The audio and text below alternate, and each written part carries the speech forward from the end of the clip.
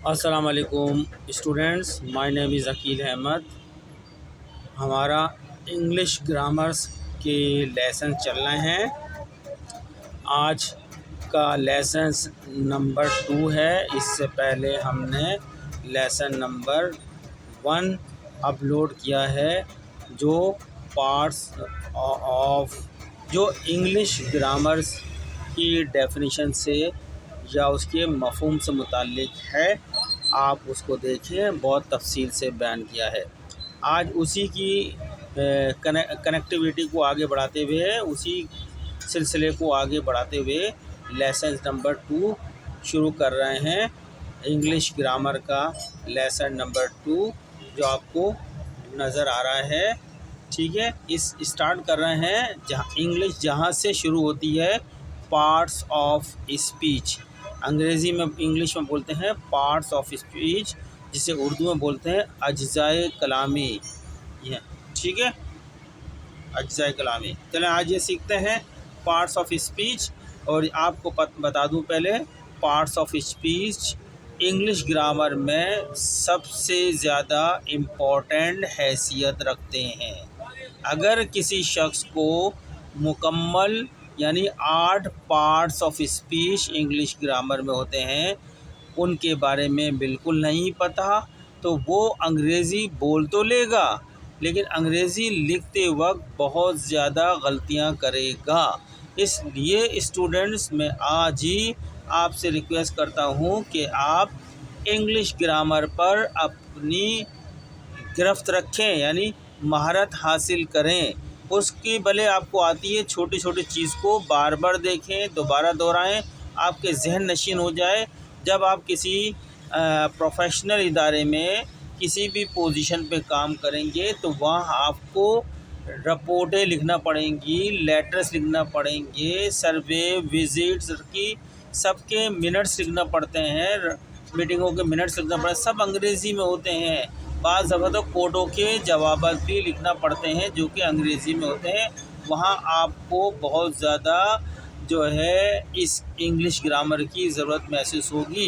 लिहाजा उन पूरी इंग्लिश ग्रामर में जो सबसे इम्पोर्टेंट आइटम है वो है पार्ट्स ऑफ स्पीच, जो अभी हम शुरू करने जा रहे हैं। आपसे मेरी दरख्वास्त है कि आप इस पर फुल तवज्जो दें, बार बार देखें, मेरी आवाज़ को बार बार सुनें, रिपीट करें। क्योंकि शक्ल आपको मेरी नज़र नहीं आ रही, सिर्फ आवाज़ ही आ रही है, तो फ़िलहाल आवाज़ पे ही गुजारा करना पड़ेगा।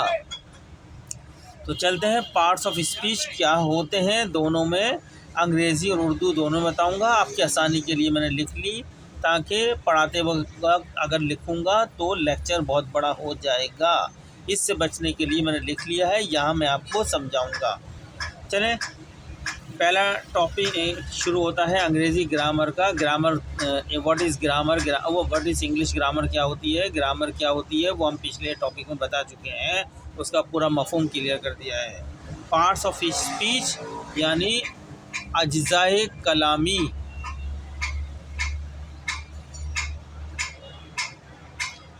या जुज़ू कलाम भी बोल सकते हैं, या अज्जाए कलामी भी कह सकते हैं। जैसे आपको उर्दू अच्छी लगे वैसे आप इसको समझ लें। चले, मैं इसको डिफ़ाइन करता हूँ। इन इंग्लिश में नज़र भी आ रहा होगा, क्लियर क्लियर लिखा है ब्लू के अंदर। इन इंग्लिश, या उर्दू में भी कह लो, यही बात बताई जाएगी। उर्दू इंग्लिश ग्रामर, उर्दू और ग्रामर या इंग्लिश ग्रामर या किसी और ज़बान में ग्रामर, बात यही बताई जाएगी। हम फ़िलहाल इंग्लिश में सीख रहे हैं, तो इसलिए लफ्ज़ हमने इंग्लिश का इस्तेमाल करा है। आपके जो भी ज़बान है, वो ज़बान में यही बात बताई जाएगी पार्ट्स ऑफ स्पीच के हवाले से। In English comma every word we speak और write has a job. Job माने रोल, किरदार, काम। Has a job, that job, that role या that job is called its part of speech. दोबारा सुन लें। In English comma every word we speak और write has a job, full stop, that job is called its part of speech, full stop.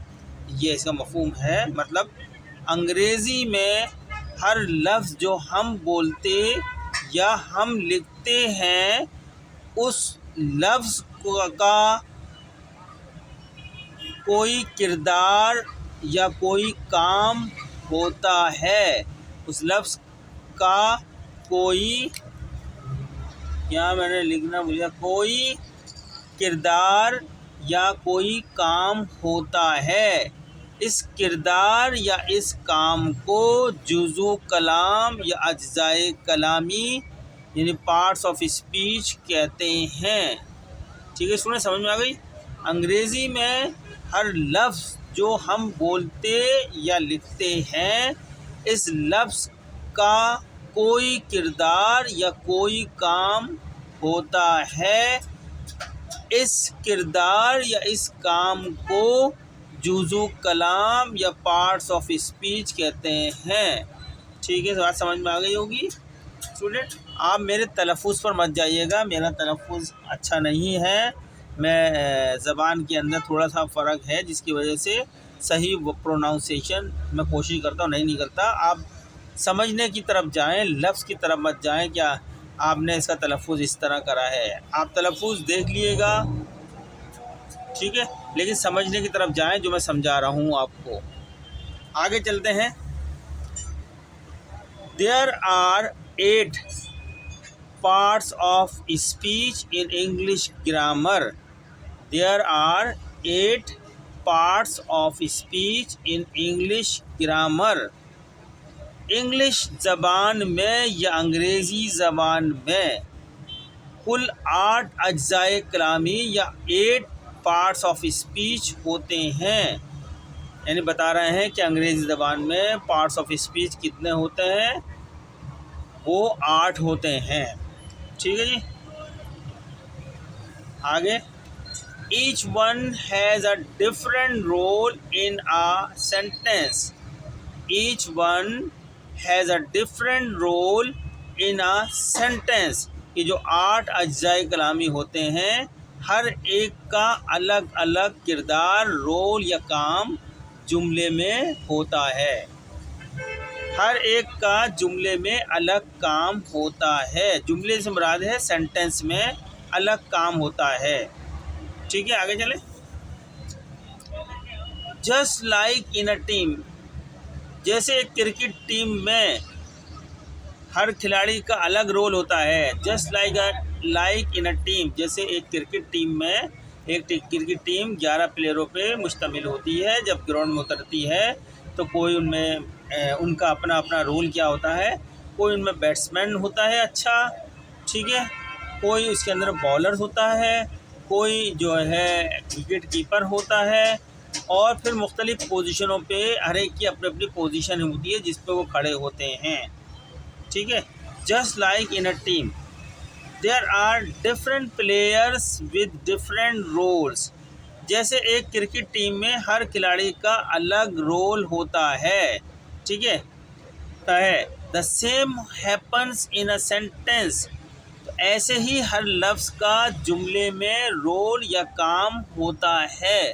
बात समझ में आ गई होगी। जिस तरह एक क्रिकेट टीम में हर खिलाड़ी का एक अलग अलग अपना अलग अलग काम होता है, उसी तरह एक जुमले में हर लफ्ज़ का जुमले में अपना रोल होता है, यानी अलग अलग रोल होते हैं सबके। ठीक है स्टूडेंट, ये बात भी समझ में आ गई हो पार्ट्स ऑफ स्पीच कितने इंपॉर्टेंट है। यानी हम जो अपनी रोज़मर्रा की गुफ्तगू में बातचीत करते हैं या जो हम अपने ख़त किताबात या रिपोर्टें लिखते हैं, उनमें इस्तेमाल होने वाले हर लफ्ज़ का कोई ना कोई काम होता है। वो जो कोई ना कोई काम होता है, उसी कामों को हम पार्ट्स ऑफ स्पीच कहते हैं। ठीक है जी, आगे बढ़ते हैं। चलें, पहला पार्ट्स ऑफ स्पीच हमारे सामने है नाउन, जिसको उर्दू में कहते हैं इस्म, अलीफ सीन मीम, इस्म, नाउन, इस्म। तो नाउन बड़ा इम्पोर्टेंट है। ठीक है, इसको अच्छी तरह समझ लें। नाउन को डिफ़ाइन करता हूँ मैं इस तरीके से कि noun is the name of a person, noun is the name of person, noun is the name of place, noun is the name of thing, noun is the name of idea। ठीक है, इस तरह मैंने repeat कर दिया हर एक के साथ। Noun is the name of, अभी हर एक पर रिपीट हो रहा है पूरी line, a person, a place, a thing और एन आइडिया। ठीक है, नाउन किसी शख्स का नाम, किसी जगह का नाम, किसी चीज़ का नाम या किसी ख्याल का नाम है। ठीक है, नाउन किसी शख्स का नाम, नाउन किसी जगह का नाम, नाउन किसी चीज़ का नाम या नाउन किसी ख्याल का नाम है। बात समझ में आ गई होगी। मिसाल, एग्ज़ाम्पलें, मिसालें, ये अली एक शख्स का नाम है, अकील एक शख्स का नाम है, समीना एक ख़ातून का नाम है, वो भी एक शख्स में आती है। स्कूल एक जगह का नाम है, इस जगह का नाम है। बुक एक चीज़ का नाम है, कराची एक जगह का नाम है। ठीक है, स्कूल जो एक इदारे का नाम है, एक इदारे का नाम है, तालीमी इदारे का नाम है। बुक एक चीज़ है, चीज़ का नाम है। कराची एक जगह का नाम है, लाहौर एक जगह का नाम है। हैप्पीनेस एक ख़्याल का नाम है। जो चीज़ हम अंदर से महसूस करते हैं, या तो खुशी महसूस करते हैं या हम मायूसी सैडनेस महसूस करते हैं, सैडनेस, या गम महसूस करते हैं, ग्रीफ। तो ये जो हम महसूस करते हैं, जो हमें नज़र नहीं आती लेकिन महसूस होती है, ये भी, इनके भी तो अपने अपने नाम हैं। उन नामों को हम बोलते हैं आइडिया। इन आइडियाज़ का नाम है ये, या जज्बातों के नाम हैं। ठीक, मिसाल उर्दू में भी मिसाल दे देते हैं। ऊपर वाली मिसालों में हमने इस्तेमाल किया था, अली एक शख्स का नाम है, अकील एक शख्स का नाम है, समीना एक ख़ातून का नाम है, ये भी एक शख्स में आती है। स्कूल एक इदारे का नाम है, किताब एक चीज़ का नाम है, कराची एक जगह का नाम है, लाहौर एक जगह का नाम है, खुशी एक ख्याल का नाम है। ठीक है, ये सब क्या है? नाउन है। ठीक है स्टूडेंट्स, आगे पढ़ते हैं। रिमेंबर, याद रखें, noun means the name of anything. क्या क्या है एनीथिंग में? लिविंग थिंग भी हो सकती है और नॉन लिविंग थिंग भी है। मतलब बताया, याद रखें, रिमेंबर में याद रखें, नाउन का मतलब होता है किसी चीज़ का नाम। अब वो चीज़ का नाम क्या है? जानदार चीज़ का नाम भी हो सकता है, जैसे इंसान, मेरा नाम अकील है, आपका नाम कोई भी हो सकता है, कोई समीना हो सकती है, कोई फरीदा हो सकती है, कोई असलम हो सकता है, कोई सलीम हो सकता है, कोई भी नाम हो सकता है आप लोगों का। या बेजान चीज़ का नाम, बेजान चीज़ में पेंसिल हो गई, ये भी एक नाउन है। कलम, पेन हो गया, ये भी एक नाउन है। बुक हो गई, ये भी किताब, ये भी एक नाउन है। ठीक है, कोई भी बेजान चीज़। जगह का नाम, वो भी बेजान होती है जगह, कराची हो गई, कराची हो गया, लाहौर हो गया, इस तरह। ठीक है स्टूडेंट, तो ये बता रहे हैं नाउन का मतलब होता है किसी चीज़ का नाम, यानी वो चीज़ जानदार हो सकती है, लिविंग थिंग्स हो सकती है और नॉन लिविंग थिंग, और बेजान चीज़ भी हो सकती है। किसी भी चीज़ का नाम, भले वो जानदार चीज़ हो या बेजान चीज़ हो, हर चीज़ का कोई ना कोई नाम है। इसके अलावा जज्बातों के जो नाम होते हैं, जो ख्यालात के नाम होते हैं, जो फीलिंग्स के नाम होते हैं अंदर से, जैसे खुशी होती है, मुझे आई एम फीलिंग वेल, अच्छी खुशी होती है। गम होता है। ठीक है, बीमारियों में बुखार होता है, उसको अंदर फील बुखार होता है, दर्द महसूस होता है, पेन होता है, ये सब के अपने अपने नाम हैं, तो ये भी नाउन ही है। तो स्टूडेंट, आज का हमारा लेक्चर नाउन के ऊपर था, पार्ट्स ऑफ हिस्ट्री का। पहला जो पार्ट्स ऑफ हिस्ट्री था वो नाउन से मुताल्लिक था, जो हमने समझाने के लिए अच्छी तरह समझाया है, लेकिन ज़्यादा डिटेल में नहीं है, मुख्तसर को भी हमने अच्छी तरह समझाया है। तो आपको समझाने का मतलब है नाउन, ताकि जब आप कोई लिखत पढ़त कॉरेस्पोंडेंस करें तो आपको नाउन का रोल पता हो, नाउन का मतलब पता हो। ठीक है, हमने आपको अगर कन्फ्यूजन हो रही है, मेरे लेक्चर को बार बार सुने तो कन्फ्यूजन ख़त्म हो जाएगी, क्योंकि कोई बात समझ जहन से निकल रही होगी, दोबारा पढ़ेंगे समझ में आ जाएगी।